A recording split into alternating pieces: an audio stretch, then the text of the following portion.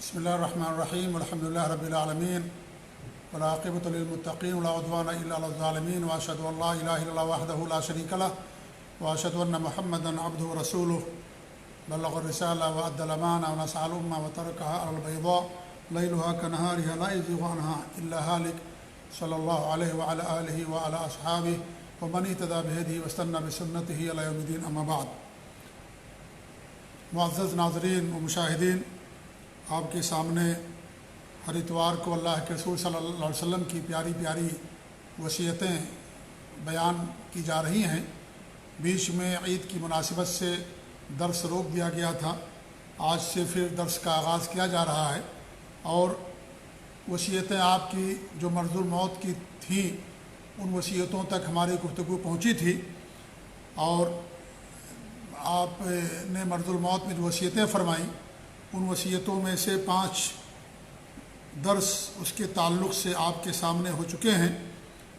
آج 6واں درس ہے مرض الموت کی وصیتوں کے متعلق، جس میں آپ کی ایک وصیت آپ کے سامنے ہم بیان کرنے کی کوشش کریں گے، اور وصیت حسن ظن کی، اللہ تعالیٰ کے ساتھ اچھی امید رکھنے کی۔ صحیح مسلم کی روایت ہے، جابر بن عبداللہ رضی اللہ تعالیٰ عنہ اس حدیث کے راوی میں فرماتے ہیں کہ سمعت النبی صلی اللہ علیہ وسلم قبل موتہ بثلاثۃ ایام، میں نے اللہ کے رسول صلی اللہ علیہ وسلم سے ان کی وفات سے 3 دن پہلے سنا، یعنی 3 دن پہلے آپ نے وصیت فرمائی مرض الموت کے اندر۔ کیا آپ نے فرمایا؟ لا یموتن احدکم الا وهو یحسن باللہ الظن، کہ تم میں سے کسی کی موت نہ آئے مگر اس حال میں کہ وہ اللہ تعالیٰ کے ساتھ حسن ظن رکھنے والا ہو۔ صحیح مسلم کی روایت ہے، یعنی اللہ رب العالمین کے بارے میں اچھی امید رکھے، حسن ظن رکھے کہ اللہ تعالیٰ ہمارے ساتھ بہتر معاملہ کرے گا، اللہ میری مغفرت کرے گا، اللہ مجھے انشاءاللہ جنت الفردوس میں جگہ عنایت فرمائے گا۔ انسان اللہ تعالیٰ کے ساتھ حسن ظن رکھے، لیکن یاد رہے کہ یہ حسن ظن اسی وقت مفید ہوگا جب انسان کا اسی کے مطابق عقیدہ اور عمل بھی ہوگا۔ ایک انسان کا عقیدہ غلط ہے، شرک کرتا ہے، بدعت و خرافات کا عادی ہے، اور اللہ رب العالمین کے ساتھ اچھی امید رکھتا ہے کہ اللہ تعالیٰ مجھے جنت الفردوس میں جگہ دے گا، تو اس نے اگرچہ اچھی امید رکھی لیکن اللہ رب العالمین کے دیگر حکموں کی اس نے پامالی کی۔ اللہ کے تعالیٰ کے ساتھ حسن ظن کا تقاضا یہ بھی ہے کہ انسان اللہ تعالیٰ کے ساتھ شرک نہ کرے، اللہ رب العالمین کے ساتھ کسی کو شریک نہ ٹھہرائے، خالص اللہ تعالیٰ کی عبادت کرے، توحید خالص اس کے پاس ہو، اس کے پاس نیک اعمال ہوں۔ یہ بھی اللہ تعالیٰ کے ساتھ حسن ظن کا ایک تقاضا ہے، جو بہت بڑا تقاضا ہے۔ تو صرف حسن ظن کا تقاضا رکھ لینے سے کہ اللہ تعالیٰ میری مغفرت کرنا، اللہ تعالیٰ تو مجھے معاف کر دینا، اور انسان کا عقیدہ خراب ہو، شرک والا عقیدہ ہو، تو ظاہر بات ہے اللہ رب العالمین اس آدمی کی مغفرت نہیں کرے گا۔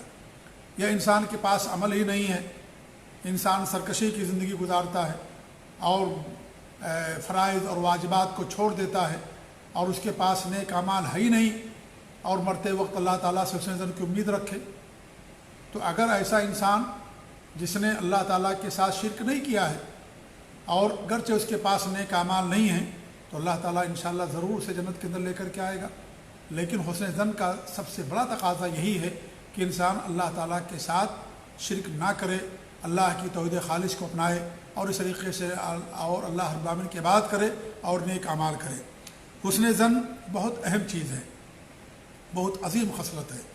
جن لوگوں کی زندگیوں میں حسن ظن پایا جاتا ہے ان کی زندگی سکون کے ساتھ، اطمینان کے ساتھ گزرتی، ان کی زندگی میں بے چینی نہیں ہوتی، قلق نہیں ہوتا، اضطراب نہیں ہوتا۔ اللہ تعالیٰ ان کے ساتھ جو بھی فیصلہ کرتا ہے اس فیصلے پر حسن ظن رکھتے ہیں، وہ ان کی زندگی بڑے آرام و سکون کے ساتھ گزرتی ہے، چاہے وہ بظاہر فیصلہ یا وہ چیز اس میں انسان کے نقصان ہی کیوں نہ ہو۔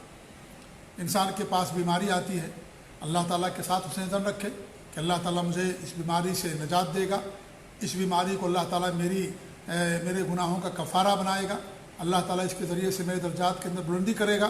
یہ حسن ظن رکھے انسان اللہ تعالیٰ کے ساتھ۔ اس طریقے سے انسان تجارت کرتا ہے، ناکامی ہوتی، اللہ تعالیٰ کے ساتھ حسن ظن رکھے کہ ہو سکتا ہے اسی کے اندر میرے لیے بھلائی ہو، اگرچہ میں کامیاب نہیں ہوا، میں نے محنت کی، کوشش کی، صحیح طریقہ اپنایا، لیکن ممکن اسی کے اندر ہمارے لیے بھلائی ہو، کیونکہ ہم نہیں جانتے۔ اللہ تعالیٰ سب علم رکھنے والا. کسی کی موت ہوتی ہے، انسان شور شرابہ اور چیخ و پکار شروع کر دیتا ہے کسی کی موت پر، عزیز و قریب کی موت پر. بھئی اللہ کا فیصلہ، اس کے فیصلے پر راضی رہیے. اللہ تعالیٰ کے ساتھ حسن ظن رکھیے کہ اللہ نے یہ فیصلہ میرے ساتھ جو کیا ہے بہتر فیصلہ کیا، میں نہیں جانتا، اللہ بہتر جانتا ہے.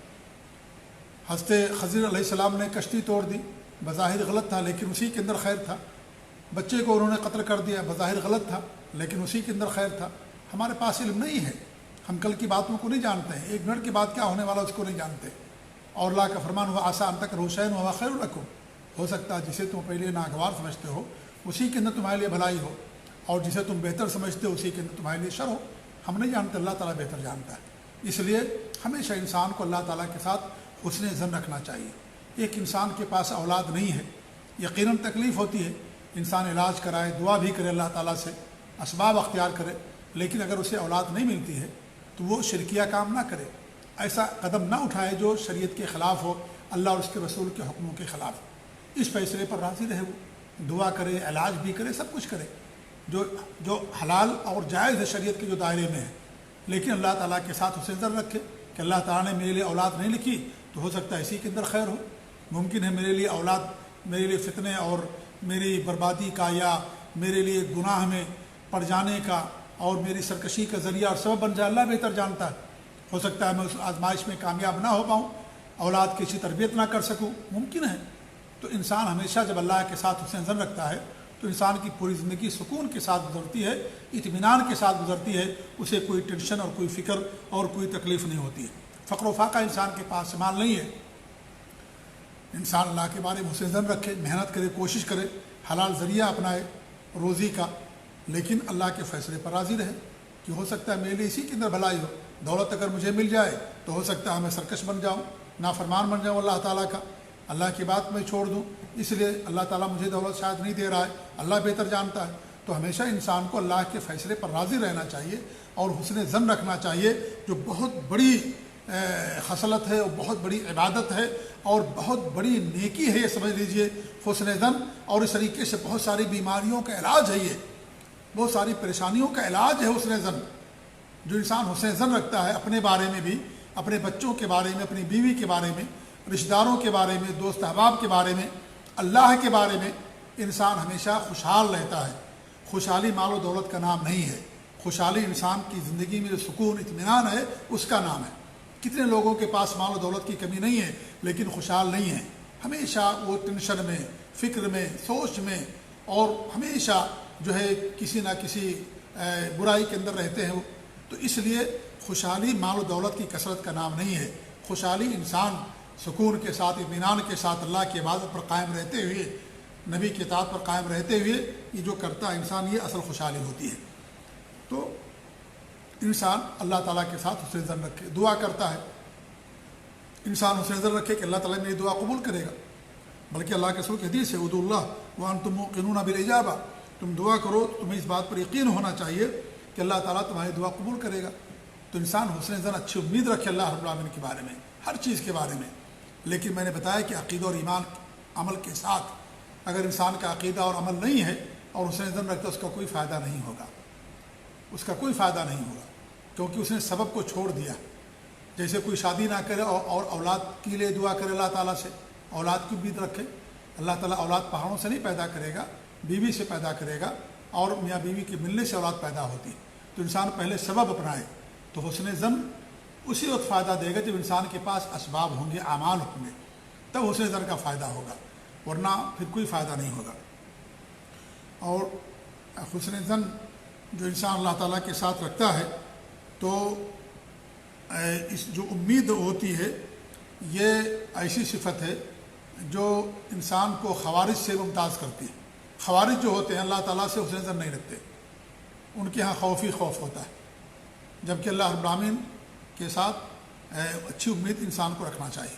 اللہ رب العالمین نے قرآن کریم کے اندر بیان فرمایا کہ وہ مجھے نبیوں کے بارے میں کہ مجھے پکارتے ہیں رغبت اور رہبت میں، یعنی میرے ساتھ حسن ظن رکھتے ہوئے، اچھی امید رکھتے ہوئے، اور جو کچھ میرے پاس ہے اس کی تلاش میں، اور اللہ اور مجھ سے خوف رکھتے ہوئے مجھ سے دعا کرتے ہیں. تو یہ چیز جو ہے یہ انسان کی زندگی کے اندر ہونی چاہیے۔ عبادت جو ہوتی ہے اس کے لیے 3 ارکان ہوتے ہیں۔ ایک رکن تو محبت ہے، اور محبت کا مطلب یہ ہے کہ انسان اپنی چاہت سے اللہ رب العالمین پر ایمان لائے، اس کے نبی پر ایمان لائے، اور جو عبادت کرے اللہ اور اس کے رسول سے، اللہ سے محبت میں عبادت کرے، وہ یہ محبت ہوتی ہے۔ اور محبت کی قید سے جو منافق ہیں وہ نکل جاتے ہیں، کیونکہ منافق جو ہوتا ہے وہ اللہ تعالیٰ سے اس کو محبت نہیں ہوتی، نبی سے محبت نہیں ہوتی، نہ دین سے اس کو محبت ہوتی ہے، وہ صرف خوف کے مارے، ڈر کے مارے اسلام قبول کرتا، زبان سے، دل میں اس کے محبت نہیں ہوتی۔ تو محبت یہ پہلا بنیادی رکن ہے۔ دوسرا رکن کیا؟ امید، کہ اللہ تعالیٰ کے ساتھ اچھی امید رکھنا کہ ہم جو عبادت کرتے ہیں اللہ تعالیٰ کی، اللہ تعالیٰ سے امید ہے اللہ اس بات کو قبول کرے گا، یا ہم سے جو گناہ ہو جاتا ہے اللہ تعالیٰ سے ہمیں امید ہے کہ اللہ تعالیٰ ہمارے گناہ کو معاف کر دے گا۔ یہ حسن ظن اور اچھی امید رکھنا۔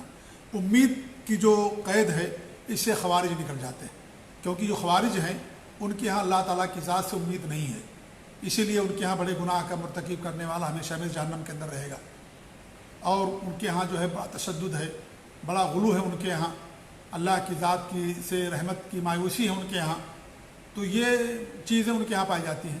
تو خوارج سے یہ چیز انسان کو ممتاز کرتی ہے، یہ صفت۔ اور جو تیسری صفت ہے یا رکن ہے وہ خوف ہے، کہ اللہ تعالیٰ سے خوف بھی ہونا چاہیے، ڈر بھی ہونا چاہیے۔ اور خوف کی قید سے مرجیہ، جن کے ہاں صرف اچھی امید ہے ان کے ہاں خوف نہیں ہے۔ اگر انسان کے پاس صرف اچھی امید ہو، خوف نہ ہو، تو انسان سرکش بن جاتا ہے، اور انسان کے پاس اگر صرف امید ہو، خوف نہ ہو، تو انسان اپنی زندگی سے جو ہے مایوس ہو جاتا ہے۔ جی ہاں، اگر انسان کے پاس صرف جو ہے خوف ہے اور امید نہیں ہے تو وہ اپنی زندگی سے مایوس ہو جاتا ہے، اور اگر انسان کے پاس صرف امید ہے، خوف نہیں ہے، تو انسان سرکش بن جاتا ہے۔ اس لیے تینوں رکن عبادت کے لیے ضروری، محبت اور اللہ تعالیٰ سے اچھی امید اور خوف۔ خوف کا مطلب یہ ہے کہ انسان سے اگر اس پر پہلو غالب آنے لگے امید کا، گناہ پر گناہ کرتا جاتا ہے، تو اس کو سوچنا چاہیے کہ اللہ تعالیٰ سزا بھی دینے والا ہے، اللہ تعالیٰ عذاب بھی دینے والا ہے، تو یہ بھی اس کے اندر ہونی چاہیے۔ یہ چیز اس کو کیا کرے گی؟ دین پر قائم رکھے گی، عبادت پر قائم رکھے گی۔ تو انسان، کیونکہ اللہ نے جہاں جنت بنائی جہنم بھی بنایا، اس لیے جہنم سے ڈرنا ہے انسان کو، اللہ تعالیٰ کی عبادت کرنا ہے۔ تو انسان اگر گناہ کرتا ہے تو اس کے اندر خوف غالب ہونا چاہیے۔ اگر انسان زندگی سے بہت زیادہ اس کے اوپر خوف آ گیا ہے اور اس طریقے سے وہ سمجھ لیجئے کہ اس کے اندر مایوسی آ رہی ہے، تو ایسی صورت میں اللہ کی رحمت سے مایوس نہ ہو، اس کے اندر اس کو چاہیے کہ حسن ظن کو اپنے اوپر غالب کرے، اچھی امید کو اپنے اوپر غالب کرے۔ تو یہ 3 ارکان ہیں عبادت کے، محبت، امید اور خوف۔ اور اس کی مثال دی جاتی ہے سمجھنے کے لیے چڑیے کی۔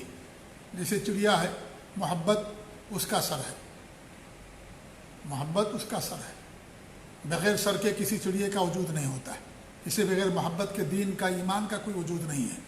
اگر کوئی بغیر محبت کے اللہ تعالیٰ سے محبت کیے بغیر ایمان لاتا ہے، اس کا صرف زبان کا ایمان ہے، دل کا ایمان نہیں ہے۔ دل سے محبت ہونی چاہیے، اللہ تعالیٰ سچی محبت۔ صرف خوف میں ایمان لانا یہ کیا ہے؟ نفاق ہے۔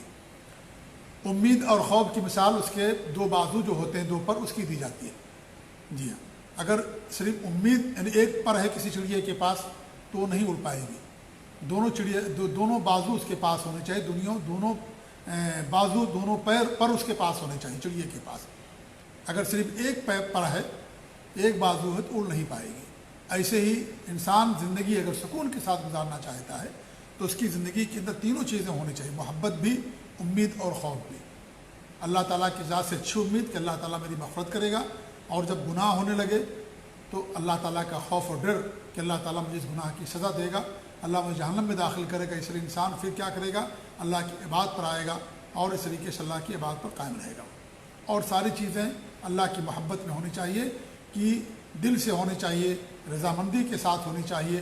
یہ نہیں کہ انسان صرف دکھاوے کے لیے یا خوف کے مارے، ڈر کے مارے وہ کر رہا ہو، کسی اور کا خوف ہو، دنیا کا خوف ہو، اپنی اور یا اس طریقے سے لوگوں کے خوف کی بنا پر کر رہا ہے، اس کے دل میں اللہ تعالیٰ کا خوف نہیں ہے، تو یہ ساری چیزیں شرک بن جاتی ہیں، اور اس طریقے سے انسان پھر ہمیشہ کے لیے جہنم کا مستحق بن جاتا ہے۔ تو بڑی عظیم یہ وصیت ہمارے نبی نے فرمائی کہ انسان ہمیشہ اللہ تعالیٰ کے ساتھ حسن ظن رکھے، اچھی امید رکھے، جب انسان اللہ تعالیٰ کے ساتھ حسن ظن رکھتا ہے تو اللہ رب العالمین بھی اس کے ساتھ اچھا معاملہ کرتا ہے، اچھا معاملہ کرتا ہے۔ اور سلف کہتے تھے کہ جو صرف محبت میں اللہ تعالیٰ کی بات کرتا ہے وہ زندیق ہے، صوفی ہے، وہ زندیق ہے، اور جو صرف رجا میں امید میں اللہ کی بات کرتا ہے وہ مرجی ہے، یعنی اس کے یہاں صرف امید ہے، خوف نہیں ہے، محبت نہیں۔ اور جو صرف خوف میں محبت کرتا ہے اللہ تعالیٰ کی، خوف میں اللہ کی بات کرتا ہے صرف، اور اس کے یہاں اللہ سے اچھی امید نہیں ہے، محبت نہیں ہے، صرف خوف ہے اس کے یہاں، اور خوف کی بنا پر اللہ کی بات کرتا ہے تو خارجی ہے، غروری ہے۔ اور جو محبت اور خوف اور امید تینوں سے اللہ تعالیٰ کی بات کرتا ہے وہ پکا مومن اور پکا موحد ہے، سلفی ہے، سلف صالحین کے عقیدے اور منہج پر ہے۔ اللہ تعالیٰ ہمیں انہی کے عقیدے پر قائم رکھے، آمین۔ والسلام علیکم ورحمۃ اللہ وبرکاتہ۔